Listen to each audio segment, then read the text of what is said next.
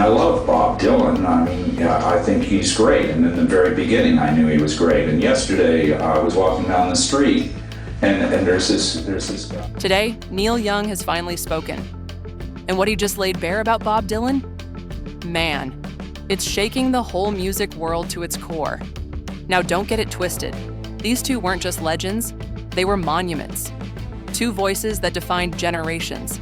But behind the admiration, behind the iconic verses and historic stage moments, there was something real, something raw, a cold, quiet rivalry that never found peace. See, this ain't your typical story of two rock stars bumping egos. This is deeper. It's a slow burn drama of obsession, jealousy, silent beefs, and emotional walls so thick even the music couldn't break through. Neil and Bob stood like titans, but it wasn't always side by side. Picture the 1970s. Neil Young's hard truths and bleeding guitar solos lighting up the charts, while Dylan's lyrics took a turn, distant, cryptic, almost detached. Critics started saying it out loud. Neil's the new voice of the times. And Bob, he heard every word. Instead of clapping for his peer, Dylan froze him out, ignored him in public, threw shade behind the scenes, wouldn't play shows together, wouldn't share stages, wouldn't even show up if Neil was booked. And Neil, he felt it, and it cut deep. This wasn't just about who had the better verse, it was spiritual. Dylan pulled away into mysticism and metaphor. Neil stayed grounded, marching for causes, singing for the working class. And in that gap, something broke. Neil started penning songs that hit back, low-key shots that said, "You forgot the mission, Bob," and he wasn't the only one. Bob Dylan's story is littered with broken bonds. Joan Baez helped build his career. He ghosted her on tour. Paul Simon mocked. Lennon disgusted. George Harrison worn down. Leonard Cohen pushed away with sarcasm and side-eye. Even behind the traveling Wilbury's smile, more tension, more control. Bob pulling rank, making it clear it was his show, not theirs. Ask producers, ask session players. They'll tell you, Dylan was a genius, no doubt, but cold, unforgiving. You cross a line, even by accident, you're out. And in his personal life, same story. His marriage to Sarah Lowndes crumbled under silence and distance, affairs, withdrawal.